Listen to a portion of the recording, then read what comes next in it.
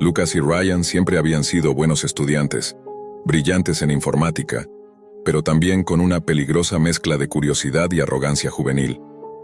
Cuando en la clase de ciberseguridad avanzada se abrió el debate sobre la Deep Web, los dos no pudieron evitar reírse de la cantidad de mitos que circulaban en Internet. Mercados negros imposibles, foros de asesinos a sueldo, hackers omnipotentes que podían entrar en tu vida con solo un clic.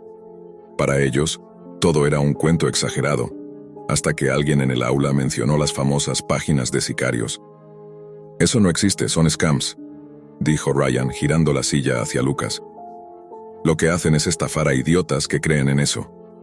El profesor, un hombre seco con mirada cansada, añadió: «Precisamente. La Deep Web está llena de farsas, pero no se engañen.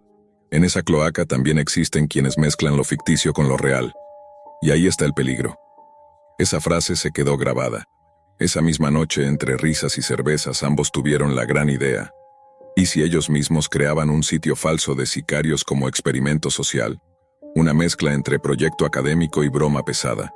Lo llamaron R.I.B. Hitman. La página tenía un diseño rudimentario pero convincente. Perfiles de supuestos asesinos con alias oscuros, fotos borrosas en blanco y negro, descripciones detalladas de especialidades. El lobo, experto en desapariciones silenciosas. La viuda, envenenamiento sin dejar rastro. Incluso inventaron testimonios de clientes satisfechos. Usaron servidores ocultos, enrutamiento con Tor y capas de anonimato para que pareciera todo lo más real posible. Lo que jamás imaginaron es que alguien lo tomaría en serio. El primer mensaje llegó 3 días después de lanzar la web. Era de una mujer que, con un tono frío, pedía la ejecución de su marido, a quien acusaba de haberla engañado con su propia hermana. Lucas y Ryan leyeron el correo entre carcajadas, convencidos de que era un troll. Pero al revisar el adjunto, se helaron. Había fotos del hombre, capturas de su rutina diaria, direcciones y hasta el número de su vehículo. Aquello no era una broma. En cuestión de semanas, el sitio comenzó a llenarse de solicitudes. Un sindicato anónimo pidió la eliminación de un ejecutivo de una corporación energética. Otro usuario, con mensajes plagados de errores gramaticales, ofreció criptomonedas a cambio de deshacerse de un competidor de negocios. La lista crecía. El pánico reemplazó a la diversión. Una noche, incapaces de soportar más, fueron a ver a su profesor. Le contaron todo. El hombre los escuchó en silencio, palideciendo a medida que comprendía la magnitud del desastre. No los denunció de inmediato. Primero, los llevó a una división especializada en delitos cibernéticos. La policía se apoderó de la web y la usó como carnada. Gracias a R.I.B. Hitman, atraparon a varios individuos que habían intentado contratar sicarios. Fue un éxito policial, al menos en apariencia. Los noticieros nunca dieron detalles, pero en los pasillos universitarios se rumoraba que había sido una operación grande. Lucas y Ryan recibieron promesas de que su identidad permanecería en secreto, de que nadie sabría quién estaba detrás de la farsa original. Pero la mente no se calma con promesas. Ambos estudiantes comenzaron a vivir con paranoia, borraron redes sociales, cambiaron de números de teléfono, dejaron de frecuentar bares y fiestas. Había algo que no podían olvidar. Esas personas que habían escrito al sitio eran reales. Habían enviado fotos, nombres, direcciones. Si ellos estaban dispuestos a matar, ¿qué impediría que también buscaran venganza? Pasaron unos meses de silencio. La vida universitaria volvió a una rutina soportable, hasta que una mañana, Lucas encendió su laptop y encontró un mensaje en su bandeja cifrada de Tor. No recordaba haberla revisado desde que todo acabó. El remitente era anónimo, pero el texto era corto y preciso. Pensaste que eras listo, pero sabemos quién eres. Adjunto había una foto. Era él, Lucas, caminando hacia la facultad. La toma estaba hecha desde un ángulo imposible, como si alguien lo hubiera seguido de cerca, sin que él lo notara. El terror lo paralizó. Se lo mostró a Ryan, quien al principio pensó que era una broma de mal gusto de algún compañero.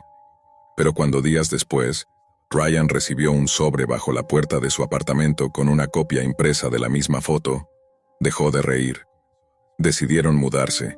La universidad les permitió terminar el semestre a distancia y se trasladaron a ciudades distintas, con nuevas identidades digitales y estrictas medidas de seguridad. Pero la paranoia no desapareció. Las noches se llenaron de ruidos sospechosos, de autos estacionados demasiado tiempo frente a sus casas, de mensajes crípticos que aparecían y desaparecían en foros cerrados. Lucas soñaba con figuras encapuchadas que lo observaban desde la esquina de su cuarto. Ryan comenzó a beber para dormir. Un año después, cuando creían que todo había quedado atrás, Lucas encontró un paquete en la entrada de su nuevo apartamento. No tenía remitente. Al abrirlo, descubrió un celular viejo, encendido. La pantalla mostraba un solo archivo de video. Lo reprodujo con manos temblorosas. Era una transmisión en vivo de la cámara de seguridad de su edificio. Lo mostraba a él, parado en ese mismo instante frente a la caja, con la expresión descompuesta, sosteniendo el teléfono. La cámara se movió con un leve giro, como si alguien, desde el otro lado, estuviera controlándola y disfrutando de su reacción. El mensaje final apareció sobre la pantalla negra. Raibe Hitman nunca cerró. Ahora trabajamos contigo. Lucas dejó caer el teléfono. Afuera, en la calle, un auto encendió las luces y permaneció inmóvil, con los faros fijos hacia su ventana. La trampa que ellos habían creado como un simple experimento ya no les pertenecía. La Deep Web había extendido sus garras y ahora no había escapatoria. Jake siempre había buscado el atajo al éxito. Su canal de YouTube era una colección de videos improvisados, reseñas de comida rápida, desafíos tontos y transmisiones en vivo que apenas atraían espectadores. Pero la idea de que el mundo oculto de la Deep Web podría darle vistas virales lo fascinaba. Una tarde, armado con su teléfono Android y una VPN gratuita, comenzó a navegar por foros clandestinos que prometían acceso a lo que ningún mortal debería ver. Su corazón latía rápido. La combinación de miedo y adrenalina era adictiva. Finalmente encontró un sitio que afirmaba ofrecer transmisiones en vivo de webcams hackeadas de todo el mundo. La curiosidad de Jake superó la precaución. Pensó que sería un voyeurismo inofensivo, un truco más para su canal. Clicó en un enlace y de inmediato apareció una cuadrícula de cámaras. Dormitorios, cocinas, oficinas, personas ajenas a cualquier posible vigilancia consciente. Sus ojos recorrieron cada pantalla, burlándose de la rutina ajena, pero todo cambió cuando una ventana pequeña en la esquina le mostró algo imposible. Su propio rostro reflejado en la cámara de su teléfono. Parpadeó, incrédulo, y tocó la pantalla, pero la imagen no desapareció. Su reflejo estaba allí, congelado y observando con la misma expresión de sorpresa y miedo que él sentía. El teléfono vibró. Una llamada de Skype entrante de un número desconocido. Jake no respondió, pero la llamada se repitió durante la siguiente media hora. Finalmente, la aceptó. Una voz distorsionada y metálica susurró su nombre y su dirección antes de colgar abruptamente. La pantalla quedó negra y el silencio se volvió insoportable. Ese mismo día, Jake borró el historial, desconectó la VPN y trató de volver a la normalidad. Sin embargo, cada notificación lo hacía saltar. Cada número desconocido le recordaba que estaba siendo vigilado. Los días siguientes fueron una pesadilla gradual. Llamadas, mensajes, correos con enlaces crípticos y fotos tomadas desde ángulos imposibles comenzaron a invadir su vida. Cada intento de denunciar algo resultaba inútil. Cuentas eliminadas, aplicaciones que desaparecían de su teléfono y correos que jamás habían existido antes. Jake dejó de dormir en su apartamento y empezó a dormir en hoteles con la sensación constante de que alguien lo observaba. Su obsesión con documentar la experiencia para YouTube se convirtió en paranoia. Grababa videos en los que hablaba directamente a la cámara, solo para darse cuenta de que la figura de un extraño aparecía detrás de él, reflejada en un espejo o en una ventana que nunca había notado antes. Una noche, tras semanas de hostigamiento digital, Jake desapareció. Su amigo Alex, preocupado por la falta de comunicación, empezó a revisar su cuenta de Facebook y su canal de YouTube. Entonces recibió un mensaje que heló su sangre. Un enlace desde la cuenta de Jake. Temblando, lo abrió en un navegador seguro y vio un video. Comenzaba con la cámara fija sobre Jake, atado a una mesa, sus ojos llenos de terror y confusión. La figura enmascarada frente a él sostenía un cuchillo y, de manera grotesca, empezó a narrar una reseña de comida sobre los órganos de Jake, describiendo cada corte con precisión y detalle, como si evaluara texturas, sabores y aromas. La voz de Jake emergía intermitente, aterrorizada, repitiendo la frase que solía usar en sus videos. Me encanta, así que lo odio. Alex cerró el video y sintió que su mundo se desmoronaba. Intentó borrar todo rastro, destruir sus dispositivos y mudarse de ciudad, pero el terror lo siguió. No hubo explicación oficial. El informe policial declaró que Jake había muerto en un accidente cerca de las vías del tren. Nadie más supo del video de la Deep Web, y Alex comprendió que revelar la verdad solo podría condenarlo a él también. Las llamadas y mensajes cesaron, pero la pesadilla persistió. Cada noche, la voz de Jake resonaba en su mente, susurrando la misma frase en un eco que ninguna lógica podía apagar.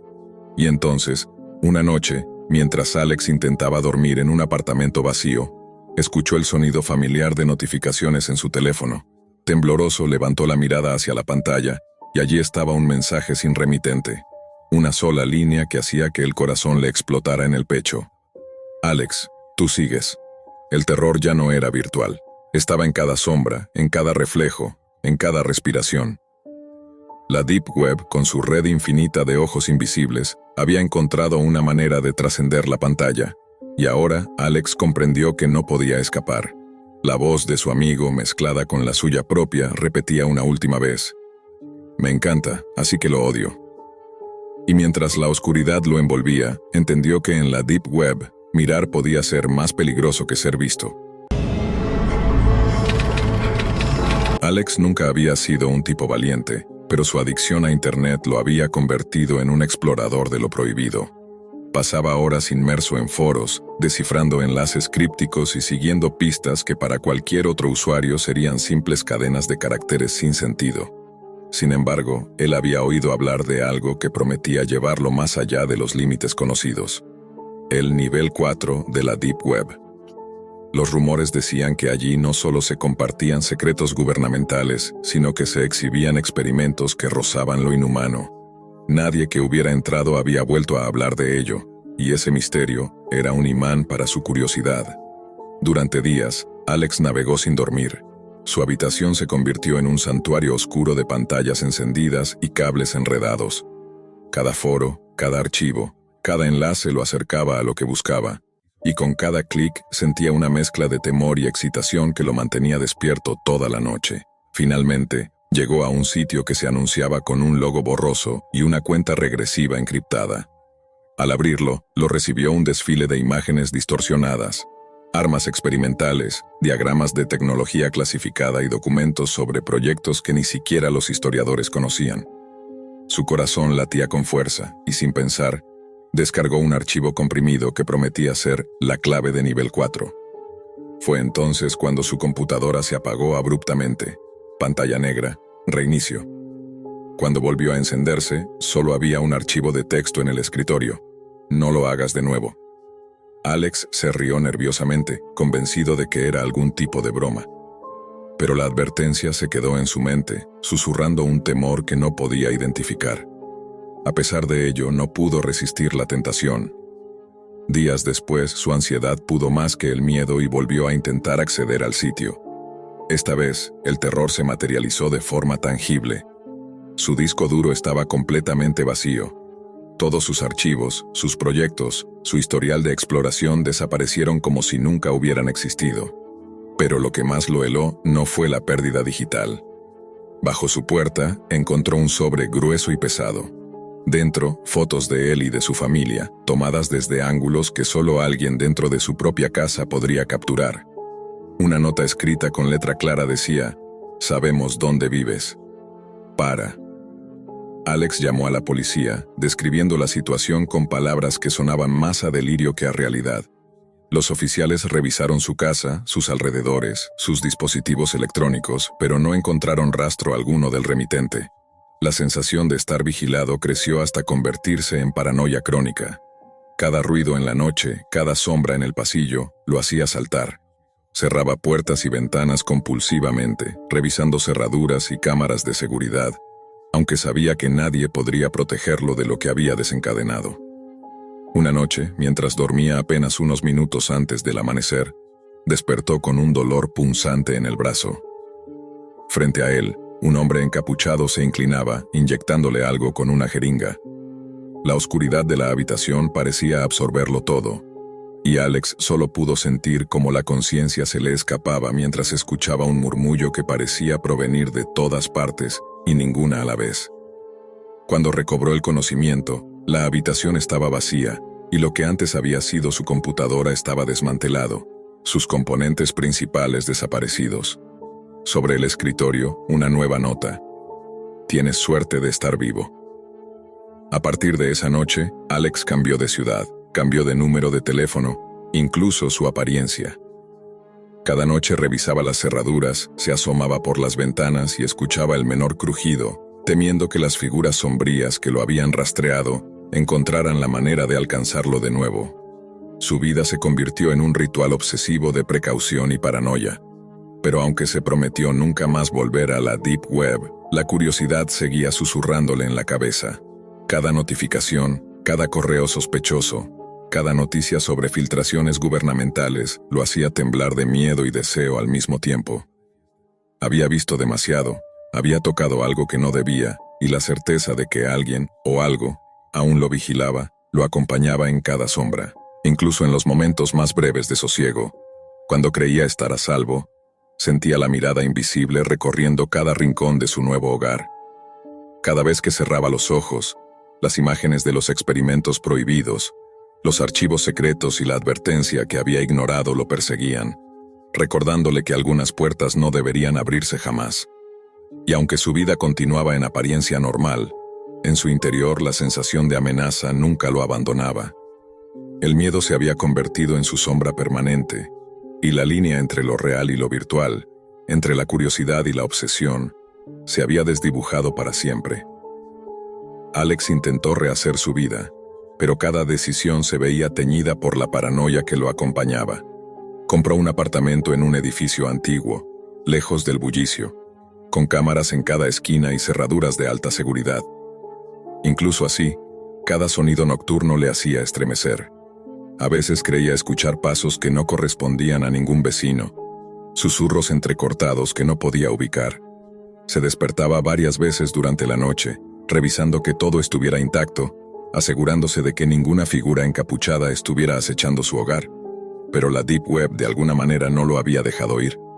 Recibía correos electrónicos vacíos, enlaces que nunca abría pero que seguían apareciendo en su bandeja de entrada, notificaciones anónimas que parecían burlarse de su miedo. Su mente estaba atrapada en un ciclo de vigilancia constante. Hasta sus amigos notaron el cambio. Se volvió reservado, desconfiado, incapaz de disfrutar de la vida cotidiana. La obsesión con la seguridad se había transformado en una cárcel invisible, y la sensación de que alguien lo observaba nunca desapareció. Una noche, mientras revisaba su computadora por rutina, notó algo extraño. Un archivo encriptado nuevo, con un nombre que no recordaba haber visto antes. La curiosidad y el miedo se enfrentaron dentro de él. Sabía que abrirlo podría significar un desastre, pero sentía que ignorarlo sería un fracaso personal. Con manos temblorosas, lo abrió. La pantalla se llenó de líneas de código que cambiaban rápidamente, imposibles de seguir. Luego, un video borroso se reprodujo. Al principio, solo se veía oscuridad, pero lentamente se distinguió una figura. El hombre encapuchado que lo había atacado meses atrás. El video mostraba su propia casa, su apartamento, su rutina diaria, cada movimiento registrado, cada momento de vulnerabilidad capturado. La pantalla se congeló en un primer plano de su rostro dormido. El miedo lo paralizó, pero entonces apareció un mensaje en letras rojas parpadeantes. Sabemos que no puedes dejar de mirar. Esto no es una advertencia, es una lección. Ahora entiendes la regla. Algunos niveles no están hechos para humanos. Alex intentó cerrar la computadora, arrancarla, destruirla, pero nada funcionaba. El video parecía estar vivo, como si la figura encapuchada pudiera moverse dentro de él. Las luces de la habitación parpadearon, y por un instante creyó escuchar la misma voz que lo había despertado aquella noche. Un susurro que atravesó las paredes, que se filtró por debajo de la puerta. Es tu turno de elegir, seguir escondiéndote o unirte a los demás que cruzaron la línea. El pánico lo hizo retroceder. Tomó su mochila, arrancó los cables y salió corriendo hacia la calle. Mientras caminaba sin rumbo, se dio cuenta de algo aterrador. Las cámaras de seguridad de todo el vecindario parecían apuntar hacia él, como si alguien hubiera tomado control de cada lente. Cada sombra en las esquinas se movía con intención. Cada automóvil estacionado parecía vigilante. No había escapatoria. Al volver a su apartamento encontró otra carta deslizada bajo la puerta. Esta vez, sin fotos, solo un mensaje frío y directo. Has jugado con fuego. No eres especial. Todos los que buscan más allá del nivel 4 terminan igual. Pero nos has entretenido. Por ahora. Alex comprendió, con un terror absoluto, que nunca podría volver a ser libre. La Deep Web no era solo un espacio virtual. Era una fuerza que podía trascender las fronteras físicas. Las figuras encapuchadas, los archivos misteriosos, las cámaras, los códigos, todo formaba parte de un sistema diseñado para cazar a quienes se atrevían a mirar demasiado. En los días siguientes, Alex desapareció de los registros públicos. Su apartamento quedó vacío, pero las luces seguían encendidas, sus cámaras activas, grabando movimientos inexistentes. Los vecinos hablaban de sombras que se movían detrás de las ventanas y ruidos extraños durante la noche. Nadie supo nunca qué había pasado exactamente con él. Algunos dicen que aún puede verse, a través de ciertos rincones olvidados de la Deep Web, un usuario obsesionado con mirar más allá de lo permitido.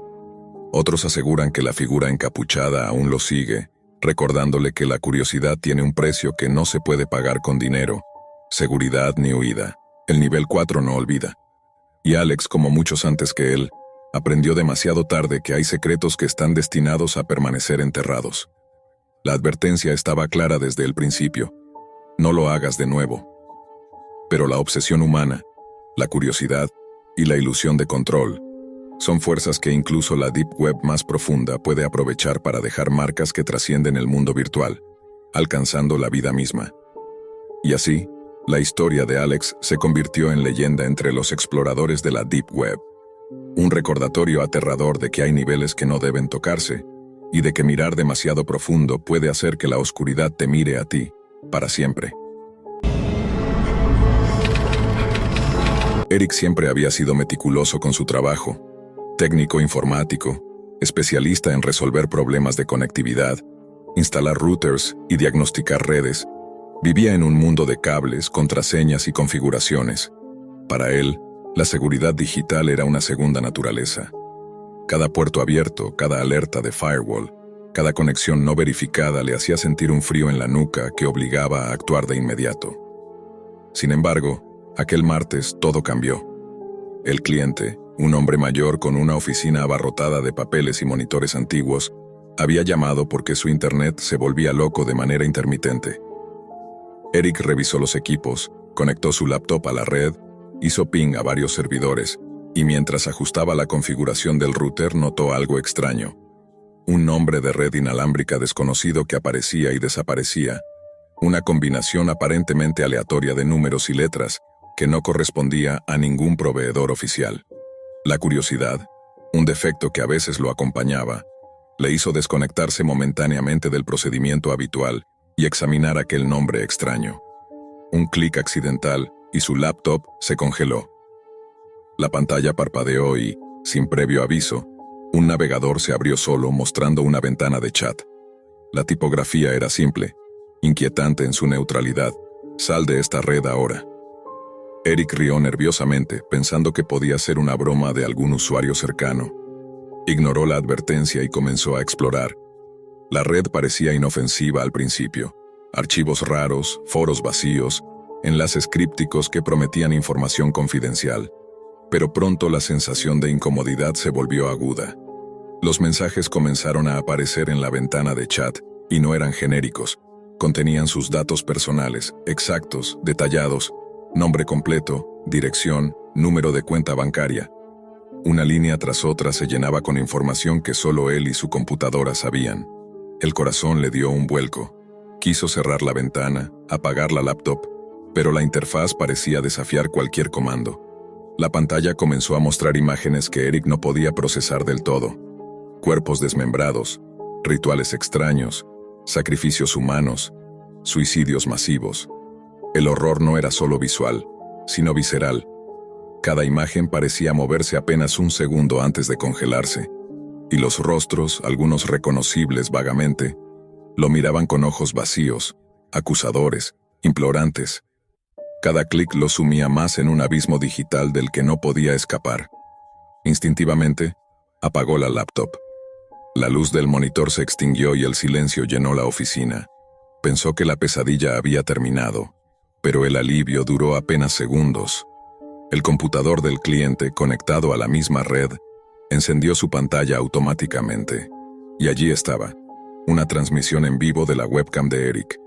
Su propio rostro, pálido y aterrorizado, lo observaba desde un ángulo que no reconocía. Cada parpadeo, cada respiración, cada movimiento estaba siendo capturado, reproducido, observado por alguien que parecía conocer cada rincón de su vida. Eric huyó de la oficina sin mirar atrás. Su mente giraba en un torbellino de miedo y confusión. ¿Cómo había sucedido? ¿Quién estaba detrás de esa red? Durante semanas intentó racionalizar lo ocurrido. Evitó el internet doméstico, desconectó todos los dispositivos, cambió contraseñas, pero no había lugar seguro. Cada notificación de correo electrónico le provocaba un sobresalto. Cada sonido extraño en su apartamento lo mantenía en vilo. Una mañana, semanas después de aquel incidente, recibió un correo que le heló la sangre. Adjunto, un video. No necesitó abrirlo inmediatamente para reconocerlo. La miniatura mostraba su escritorio, tal como lo había dejado en la oficina del cliente. Al abrir el archivo, vio la grabación de sí mismo, sentado, revisando papeles, completamente ajeno a que estaba siendo observado. En el mensaje de texto que acompañaba el video se leía: «Mantente fuera o te unirás a ellos». El terror se convirtió en paranoia constante. Eric renunció a su trabajo y se mudó a un apartamento más discreto. Pero incluso allí, la ansiedad persistía. Evitaba Wi-Fi públicos, se desconectaba de cualquier red desconocida, y cada vez que encendía un dispositivo sentía un escalofrío recorrer su espalda. No importaba cuán cuidadoso fuera, la sensación de ser vigilado no lo abandonaba, con cada noche que pasaba solo, con cada teléfono que vibraba sin razón aparente, con cada sombra en el borde de su visión. Eric comprendía que había tocado algo que no debía. La red oculta no era simplemente un conjunto de servidores clandestinos. Era un ente capaz de observar, seguir y manipular. Una fuerza que conocía sus secretos más íntimos, que registraba cada movimiento y que no necesitaba permiso para cruzar los límites entre lo digital y lo real. Y aunque trataba de convencerse de que era paranoia, de que podía controlar la situación con lógica y medidas de seguridad, un pensamiento persistía. La red todavía estaba ahí, esperando, y Eric no podía borrar la sensación de que cualquier error, cualquier curiosidad, podría volver a atraparlo en sus hilos invisibles, donde la vigilancia era absoluta y la huida imposible. Pasaron semanas, pero el miedo nunca desapareció. Eric comenzó a notar cambios sutiles en su entorno. Luces que parpadeaban sin explicación, notificaciones que desaparecían antes de abrirlas, sombras que parecían moverse al borde de su visión. Incluso las calles conocidas se sentían distintas, como si alguien estuviera siguiendo cada paso, registrando cada decisión. La red oculta no se limitaba a los dispositivos, parecía haberse infiltrado en la realidad misma. Una noche, incapaz de dormir, encendió su laptop por mera necesidad de comprobar correos. La pantalla se iluminó, y un nuevo mensaje apareció en la misma ventana que había visto meses atrás. «No puedes escapar». El corazón de Eric se detuvo. Instintivamente quiso cerrar todo, pero sus dedos se quedaron rígidos sobre el teclado. Antes de poder reaccionar, la cámara de su laptop se activó sola. El visor mostraba su habitación, exactamente como estaba. Pero algo era diferente. En el reflejo de la pantalla, detrás de él, se vislumbraba una figura borrosa, indistinta, y a pesar de la penumbra, Eric sintió sus ojos clavados en los suyos. Intentó apagar la computadora, arrancar los cables, pero todo era inútil. El monitor emitió un brillo blanco, cegador, y luego la ventana del chat se amplió hasta llenar toda la pantalla. La figura en el fondo comenzó a tomar forma, rostros distorsionados de personas que Eric jamás había conocido, pero que lo miraban con una mezcla de reproche y hambre, como si estuvieran reclamando su presencia. Su respiración se volvió errática. El pánico lo envolvía mientras sentía que cada fibra de su cuerpo era observada, medida, evaluada. De repente, la ventana de chat cambió de texto. Ahora era más que advertencia. Has sido elegido. Ahora perteneces a la red. Eric intentó gritar, pero no salió sonido. La laptop parecía absorber el aire a su alrededor. El cuarto se transformaba en un espacio virtual lleno de pantallas flotantes, mostrando su vida pasada, presente y posibles futuros. Cada movimiento, cada pensamiento, cada recuerdo estaba siendo proyectado y consumido por esa red que lo había cazado. Intentó cerrar los ojos, correr, esconderse, pero era inútil. La red sabía dónde estaba, sabía todo. Con un último intento desesperado, desconectó el enchufe de la corriente. La habitación quedó en silencio absoluto. La oscuridad parecía calmarlo por un instante, pero entonces escuchó un sonido familiar. El suave zumbido de notificaciones. Miró su teléfono. Un nuevo correo. Sin remitente, sin asunto, solo un video. Al reproducirlo vio algo que lo paralizó. Era él mismo. Sentado en su escritorio tal como la primera vez, pero ahora había otros detrás. Figuras borrosas que imitaban su posición, sus movimientos. Y un mensaje final, simple y definitivo. Nunca estarás solo. La red te observa siempre. Eric comprendió que no había escapatoria. Su vida, su privacidad, su mente, todo había quedado expuesto. La red oculta no era solo digital, era omnipresente, ineludible, un ente que se alimentaba de la curiosidad y el miedo, y que ahora lo había marcado. La sensación de vigilancia constante lo seguiría hasta el último día de su vida, y cada red, cada dispositivo, cada conexión sería un portal por el que la red podría alcanzarlo de nuevo. No importaba dónde estuviera, Eric ya pertenecía a la red oculta.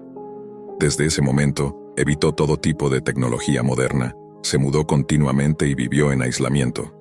Pero incluso en la soledad más absoluta, sabía que en algún lugar, en algún servidor perdido en la inmensidad de la Deep Web, alguien o algo lo estaba observando.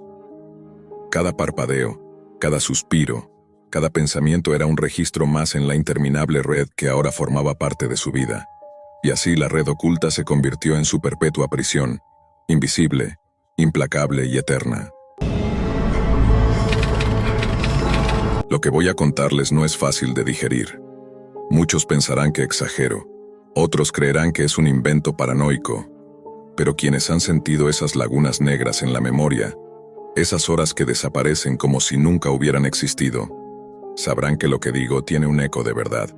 Todo comenzó con un simple anuncio, un video mal editado, circulando en foros que uno visita por curiosidad más que por necesidad.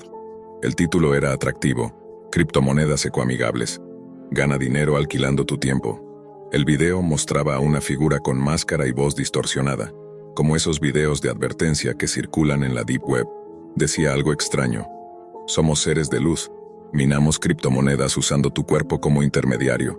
Solo pedimos de 1 a 10 horas de tu tiempo al día.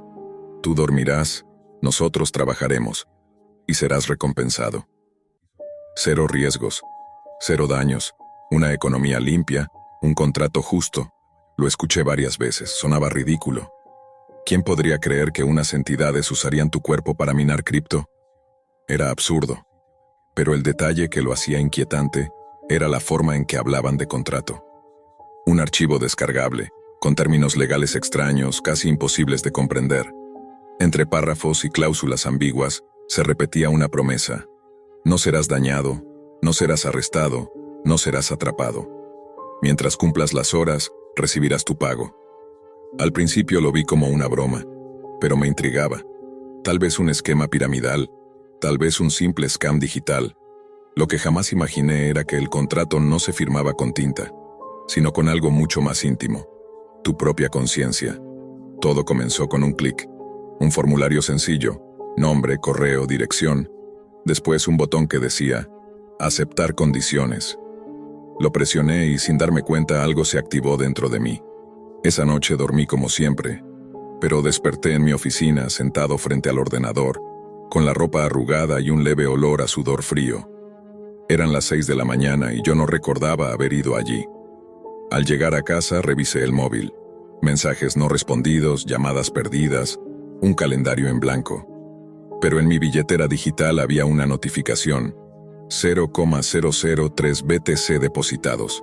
La cifra era real. El dinero existía, y yo no había hecho nada. Los días siguientes fueron aún más inquietantes. De pronto despertaba en lugares extraños, a veces en un banco del parque, a veces en una calle desierta de madrugada. Y siempre había una constante: no recordaba cómo había llegado allí.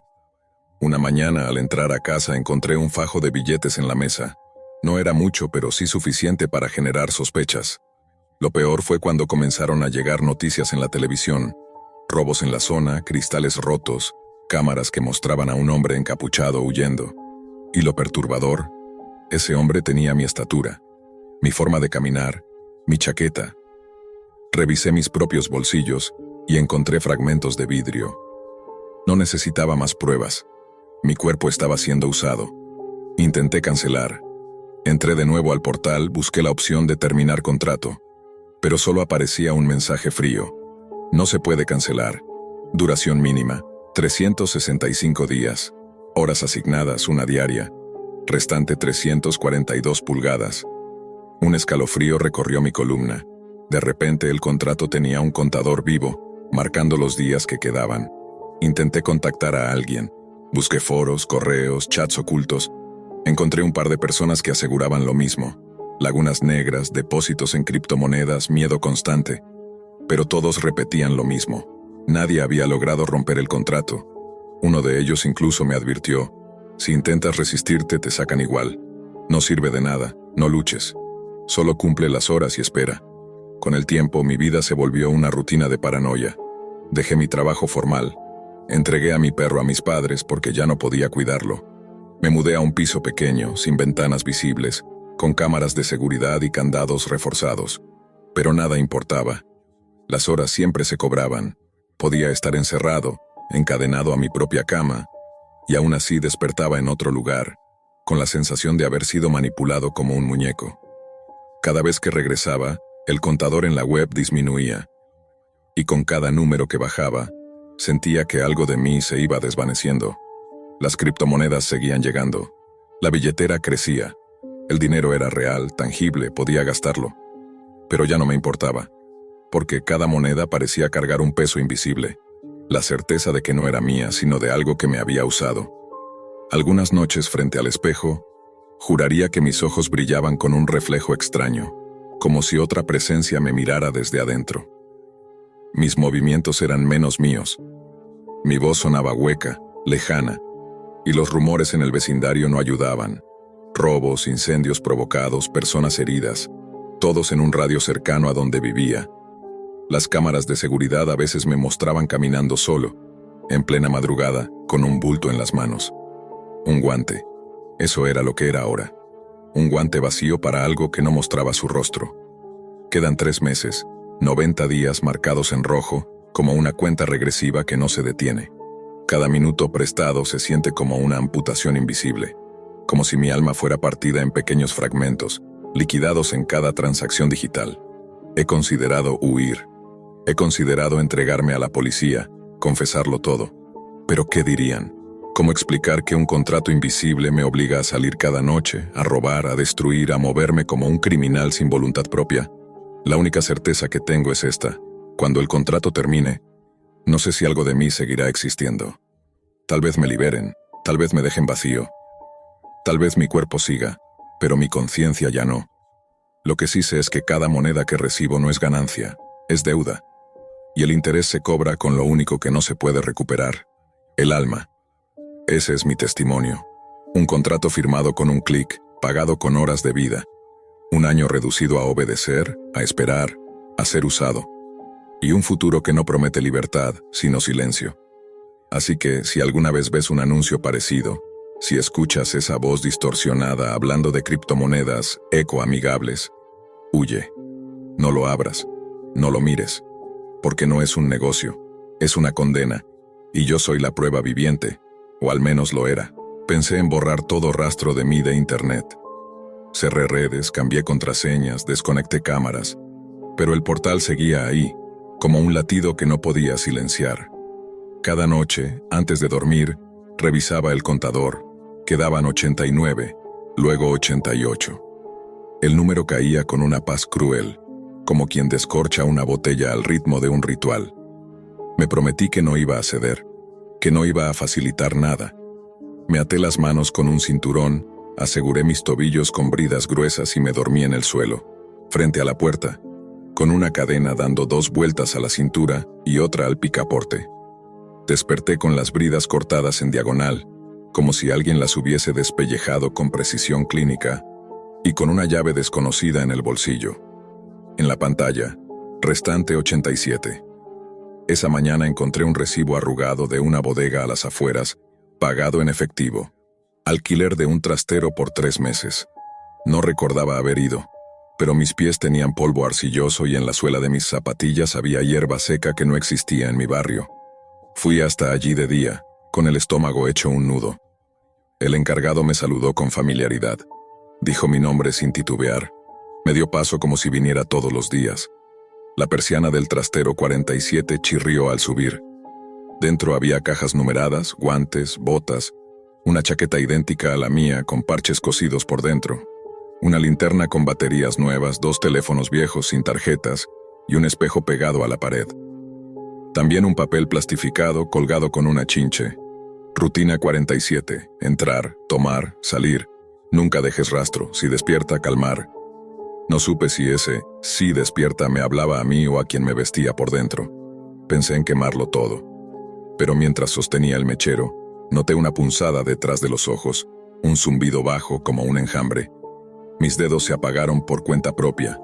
Un segundo después estaba sentado en el suelo, sin haber encendido nada. Apareció otro aviso en el móvil, una notificación sin app. Incumplimiento sancionable. Se le recuerda que la integridad operativa es prioritaria. No había tono amenazante. Era más bien burocrático, como el correo aburrido de un banco. Y sin embargo me dejó temblando. Los foros no ayudaban. Uno de los usuarios, Eco Omega, dejó una guía que parecía escrita desde la experiencia. No acumules horas. Si te resistes, las paquetizan.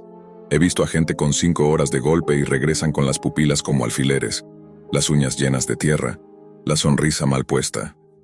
Otro, LP, contó que había logrado que la hora saliera siempre en el mismo tramo, entre las 3:12 y las 4:12.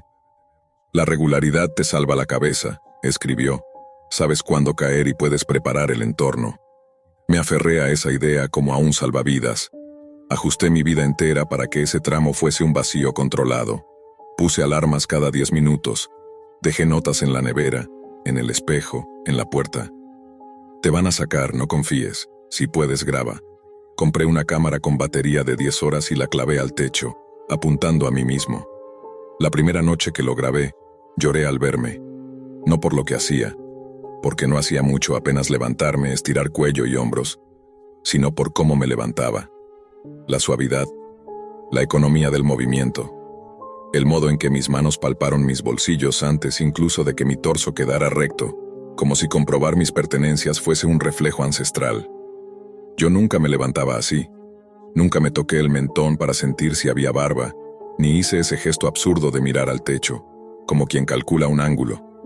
Esa no era mi gramática corporal, y sin embargo llevaba mi piel, mis lunares, mi cicatriz en la ceja. Decidí dejarle una trampa, una nota para él. La escribí con marcador grueso en mayúsculas y la pegué al espejo. ¿Quién eres? A la mañana siguiente encontré otra nota debajo con el mismo marcador, la misma caligrafía, pero la tinta más fresca. Eficiencia, no nombre. No supe si reír o golpear el vidrio.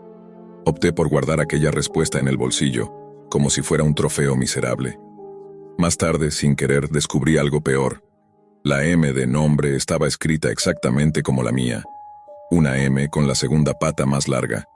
En ese reflejo había algo mío que había sido colonizado, no reemplazado. A los 70 días del final me escribió alguien en el foro. Un mensaje privado, sin saludo. Nos están juntando. Contesté con un ¿qué quieres decir? Me envió una ubicación, una cafetería sin nombre, a media hora de mi casa. Fui a plena luz del día. Me senté con la espalda a la pared. Llegó una mujer de unos 40 años, pelo recogido, ojeras profundas. Dijo llamarse Alba. Sacó su móvil. Me mostró su contador. Restante, 71. Se nos erizó la piel al mismo tiempo.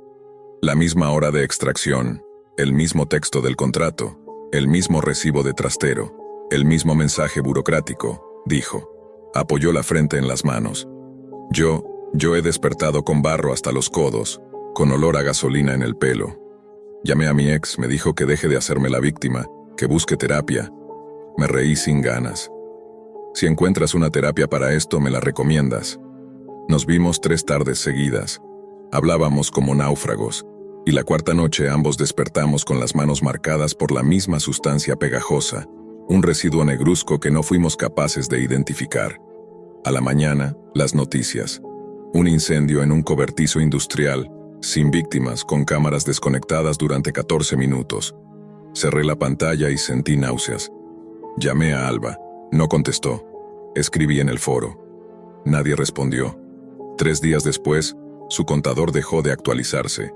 Su perfil mostraba usuario inactivo. Busqué su nombre en la hemeroteca. No aparece su muerte. No aparece ella. Es como si hubiese sido podada de la realidad, con tijeras invisibles. O quizás solo aprendió a quedarse del lado que escribe las notas. No quise aceptar que me estaban metiendo en un enjambre, pero empecé a ver patrones. Marcas discretas de pintura en ciertos portales. El mismo código al pie de 3 facturas distintas. Un reclamo idéntico en anuncios colgados de farolas. Si pierdes tiempo, aquí lo recuperamos. Una noche, de vuelta de comprar pan, sentí que me seguían. Doblé 3 veces la esquina equivocada para ver si caía alguien en el juego. Nadie. Subí a casa. Respiré hondo. Abrí el congelador para coger hielo. Una manía que desarrollé, no sé por qué. Y entre el hielo y una bolsa de guisantes, había un pendrive azul. No me pertenecía. Lo conecté a un portátil viejo, desconectado de la red. Dentro un video de 32 segundos. Yo mirando a cámara en un cuarto que no reconocía. Decía: no intentes avisar a la policía. Tus descargas de hora ya están legalmente embebidas en una trama de microcontratos que firmaste con cada desplazamiento. No lo recuerdas, pero aceptaste opt-in cuando pulsaste OK en los ajustes. El lenguaje era claro. Se reserva el derecho a la ejecución remota sin consentimiento explícito en caso de inactividad. Si quieres sobrevivir, aprende a ceder sin ruido. El ruido atrae auditorías. Mi lengua se pegó al paladar. No era solo que me usaran, era que me usaban para convencerme. Quedaban 59. Me volvió el impulso de confesarme. Fui a la comisaría del barrio. Esperé 1 hora en la sala de sillas atornilladas. Me recibió un agente joven, con barba incipiente y ojeras de recién llegado. Le explicó lo del contrato, las noches, los huecos, los videos. Me escuchó con profesionalidad. Anotó algunas frases. Me pidió el portal. Se lo mostré. Escribió la dirección en su libreta. Se levantó, fue a una oficina interior. Tardó 10 minutos. Volvió con cara de confusión educada. No hay nada en ese dominio, dijo. Dice servidor caído. Levanté el móvil. El portal estaba ahí, fresco, contando, 59. Me pidió el teléfono para revisarlo él. Se lo di. Lo miró. Accedió a internet. Todo normal. El portal no aparecía. Me lo devolvió con cuidado, como si me diera un arma. ¿Ha consumido alguna sustancia? Negué con la cabeza. ¿Quiere que llamemos a alguien? No contesté. En la puerta me detuvo y muy bajo dijo: mi primo dice que hay cosas raras con estafas del tiempo, que hay que revisar bien las condiciones. Yo qué sé, tío. No era compasión. Era miedo solapado bajo protocolo. A los 43 me ofrecieron un bono. Otra notificación imposible. Rendimiento estable, bono disponible. Canjeé horas adelantadas por tasa preferente. Aumento temporal de crédito. Me helé. ¿Horas adelantadas? ¿Qué significaba preferente? Jamás había visto ese botón. Pulsé en la I minúscula, el icono de información. Salió un texto breve.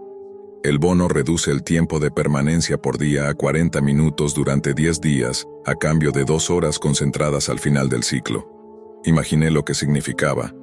10 días de respiro, y luego 2 horas de golpe, como una marea negra. Casi acepto. Casi. Entonces recordé la advertencia del foro. No paquetices. Cerré la ventana. Las manos me temblaban. La notificación desapareció como un pez que regresa al fondo. Con 31 comencé a escuchar un susurro antes de caer. No era una voz distinta. Era mi propia voz desgranada. Vamos, vamos, ya es la hora, no lo hagas difícil.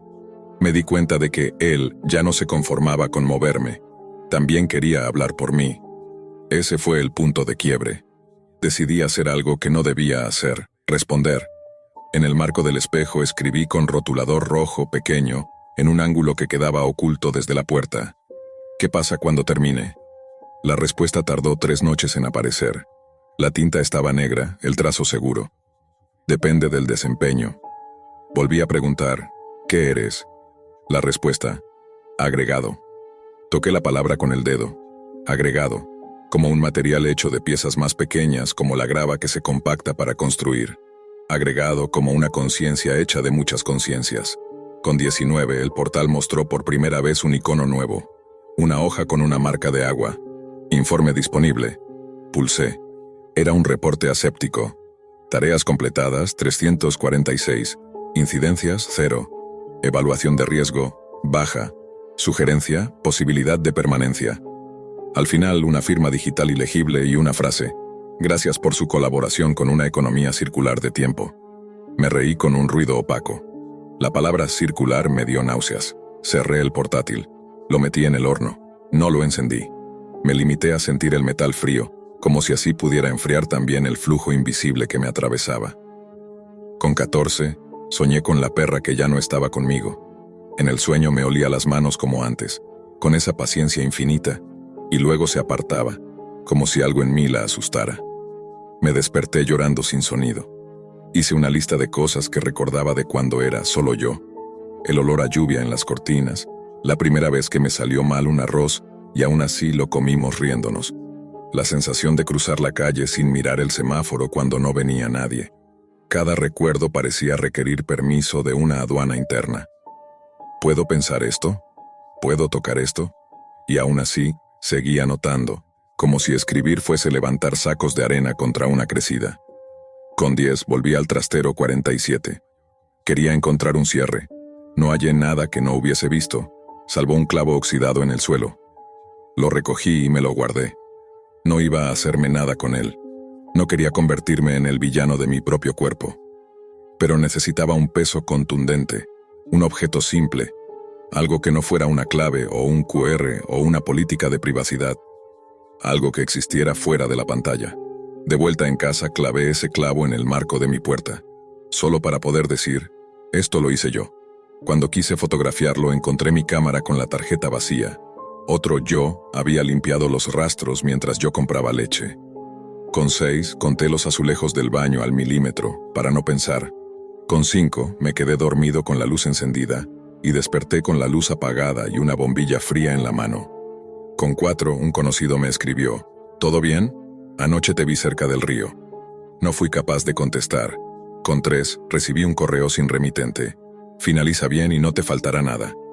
El texto estaba centrado, sin tildes, como si lo hubiese escrito alguien que conocía el idioma por piezas sueltas. Con 2 el portal me ofreció transferencia, voluntario a propietario. No supe si era un error de traducción o una propuesta. Cerré los ojos. La víspera del último día, limpié la casa como si vinieran visitas. Ordené los cajones. Tiré recibos que no me pertenecían y guardé los que sí. Llené un termo con café. Preparé un audio para mis padres que no envié. Si desaparezco, no lo busquen. Abracen a la perra por mí. Ella no se acuerda, pero yo sí. Dejé la cartera sobre la mesa, al lado de las llaves, del clavo oxidado y de la nota que decía agregado. Al caer la noche, me senté frente al espejo. Quise despedirme de mí. Dije en voz alta, si mañana sigues tú, aprende a querer esta casa. No rompas mis tazas. Abre la ventana por las mañanas. Que el aire haga su trabajo. El último día comenzó antes de empezar. Desperté 5 minutos antes de la hora maldita. El contador marcaba, restante, 1. La cifra parecía un ojo al acecho. Me tendí en el suelo. Puse la cámara a grabar. Coloqué el móvil con el portal abierto, para verlo caer en tiempo real. Cuando el dígito pasó a 0 no hubo fuegos artificiales ni relieve. Hubo silencio. Hubo un vacío tan perfecto que escuché el zumbido del frigorífico como si fuera un motor de avión. Quise llorar, pero no pude. Me quedé inmóvil, esperando que mi pecho se convirtiera otra vez en una puerta giratoria.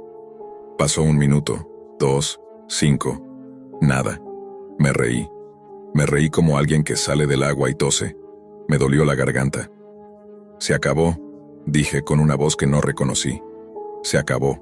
Fue entonces cuando el portal refrescó solo, como si pestañeara. El cero desapareció. Apareció una pantalla nueva, limpia, con bordes verdes. Evaluación completada. Resultado óptimo, gracias por su tiempo. Opción recomendada. Conversión bajo eso, 2 botones. Renovar y convertir. No había rechazar. No había terminar. Bajé la mirada. Había un texto pequeño que vibraba. La conversión implica la integración de su unidad de tiempo al agregado propietario. Se conserva vivienda, hábito y entorno a cambio de cesión de control en periodos variables.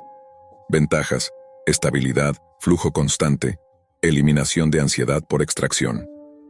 Desventajas: ninguna documentada. Me quedé helado. Sí había desventajas. Tenían nombres, se llamaban Alba, se llamaban yo. Apagué el portátil. Me juré que no apretaría nada. Di 3 pasos hacia la ventana. La abrí. Respiré aire frío. Cerré los ojos. Cuando los abrí, el portátil estaba otra vez encendido. La página seguía ahí. Un tercer botón había aparecido bajo los otros, gris con letras pálidas. Continuar en modo huésped. Una frase al pie. No recomendado. Me reí sin humor. Huésped, pensé. La casa propia donde ya no eres dueño del salón. Mi dedo tembló sobre el trackpad. Huésped, repetí saboreando la humillación. No elegí. Dejé los botones en su lugar como quien deja un veneno sobre la mesa y se va al cuarto de al lado, confiando en la fuerza de voluntad. Preparé café. Lo serví sin azúcar. Cuando volví al salón, los botones ya no estaban. Había un texto único, neutro, inevitable. Gracias por aceptar. No había aceptado. Lo juro, no había aceptado. Y aún así, en el espejo del pasillo vi algo que me sacó el aire. Por primera vez mi cuerpo no parecía el mismo desde todos los ángulos. Los hombros un poco más atrás, el mentón ligeramente más alto, el parpadeo más lento, como si economizara luz. Fui hasta el espejo con las manos abiertas. Dije, ¿qué has hecho? Y por debajo de mi voz escuché otra, la misma pero más honda, decir, optimizar. La siguiente semana no hubo hora. Había en cambio decisiones mínimas que parecían tomadas por otra lógica. Elegir el camino largo al volver a casa, abrir el correo a las 2:17, dejar el teléfono cargando en el suelo en vez de en la mesilla, doblar la ropa con una precisión que jamás tuve. Nada malo, nada criminal, solo otra persona viviendo en mí con modales exactos. Por la noche dormía entero y sin embargo me despertaba con la sensación de haber asistido a una reunión donde no hablé. En el portal, ya casi invisible, solo quedaba una línea de texto en gris. Modo, conversión, huésped. No recordaba haberlo elegido. Tal vez lo eligieron por mí. Tal vez aceptar era simplemente no cerrar la tapa. Quise arrancarme el contrato de la piel, pero ¿qué contrato arranca uno cuando la letra ya es carne? Fui al trastero 47 para buscar pruebas, para encontrar, no sé, un cable que cortar, un interruptor general. La persiana estaba bajada a medias. Dentro vacío. Ni las cajas, ni el papel plastificado, ni la chaqueta. En el suelo, sin embargo, alguien había dejado un espejo pequeño, ovalado, con marco de plástico blanco. Lo tomé. Detrás, había una pegatina con un código QR y una frase. Felicidades por formar parte. Lo lancé a la pared. No se rompió. Plástico, claro. Lo dejé en el suelo. Salí. He intentado describir la conversión y no encuentro palabras que no suenen a metáfora torpe. No duele y sin embargo lastima. No asusta y sin embargo silencia. Es como si alguien hubiese entrado a mi casa, hubiese movido 2 cuadros, cambiado el orden de mis especias y puesto música bajita en otra habitación. Al principio molesta, después te descubres tarareándola. El dinero sigue llegando, ahora sin fajo, sin ostentación. Pequeños depósitos que entran como lluvia fina, con descripciones absurdas. Compensación de tránsito, equilibrio ecosistémico, retorno de valor. Debería usarlos, supongo. Debería comer mejor, cambiar el colchón, volver a comprar flores los domingos. Pero cada moneda es un espejo y no quiero ver qué reflejan. Hoy ha pasado un mes desde el cero. Mi teléfono ya no muestra el portal a menos que lo mire de reojo, como si supiera cuándo no quiero verlo. He aprendido a detectar cuando él toma el volante. El aire se espesa un poco como antes de la tormenta. Mis dedos laten con una batería ajena. Mi lengua descansa 3 milímetros más atrás. En esos momentos le hablo, aunque sé que hacerlo es una concesión. Le pregunto por Alba. No contesta. Le pregunto por el agregado. A veces escribe en el borde del espejo, nosotros. A veces deja la puerta entreabierta al salir, por pura cortesía. A veces acaricia el lomo del libro que dejé sobre la mesa como si lo recordara. Y hay noches, las más peligrosas, en las que me deja dormir entero y al despertar siento que lo extraño. Sigo siendo una prueba viviente, supongo. Pero ya no sé de qué. De que no hay contratos que se rompan, solo contratos que se rebautizan. De que el modo huésped es un nombre amable para un inquilino perpetuo. De que hay trabajos que no son trabajos sino repartos de cuerpo. Si has llegado hasta aquí buscando un final con puerta sellada, una cláusula que desconocías pero que te salva, no la tengo. Si lo que quieres es una instrucción clara, aquí va. No minimices un aceptar porque no entiendas su lenguaje. No te fíes de lo que promete ordenar tu tiempo cuando tu tiempo es lo único que te queda. A veces pienso que podría irme, cambiar de país, de nombre, de idioma. Pero me basta con mirarme escribir para entender que no haría ninguna diferencia. Él escribe mejor ahora. Afina el ritmo. Coloca las comas donde yo antes dudaba. Quizá por eso sigo. Porque en el fondo, quiero que esto termine en una frase que no sea solo un grito. Quiero, ridículamente, que tenga un sentido. Y mientras lo busco, el agregado acomoda las sillas, barre debajo de la mesa, pasa un trapo por mi frente, me presta sus manos cuando las mías tiemblan. No sé si, cuando apague la luz, volverá la hora negra, si todo esto ha sido una tregua o una evolución. No sé si mañana me tocará a mí abrir la ventana o si otro lo hará con mis codos. Solo sé que, si encuentras el anuncio, ese que habla de criptomonedas ecoamigables, de recuperar el tiempo perdido, lo apartes con el mismo gesto con el que apartarías un plato que huele a gas. No lo leas, no lo guardes para más tarde. Ya te están mirando cuando lo piensas. Este es, ahora sí, el final que puedo darte.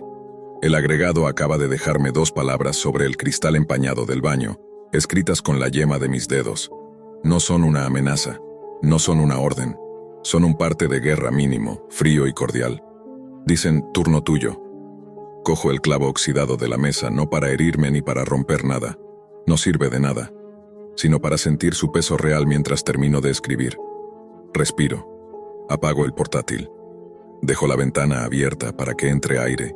Y me quedo quieto esperando a que mi propia casa me permita, por un rato, ser quien la habita. Si lees esto en alguna parte, si alguien te lo reenvía, si aparece en un foro y un desconocido firma con mi nombre, sabrás que aún quedo aquí detrás de la hora, tratando de que mi voz no se convierta en un eco más. Porque, aunque la conversión diga que no hay desventajas documentadas, yo soy la documentación. Y esta, su última línea, no es una advertencia legal, es un ruego. Protege tu tiempo como si fuera un órgano. No lo alquiles, no lo empaquetes, no lo conviertas en cifra. O acabarás como yo, agradeciendo cada día que el agregado te escriba turno tuyo y no gracias por ceder.